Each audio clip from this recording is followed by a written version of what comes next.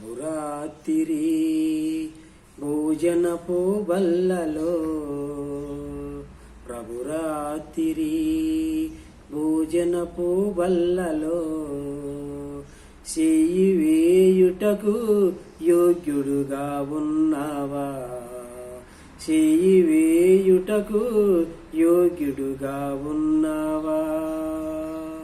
నీ ఆలోచన నీ కంటి పాప, నీ ఆలోచన నీ కంటి పాప ఎలా ఉన్నది సరిచేసుకొని, ఎలా ఉన్నది సరిచేసుకొని.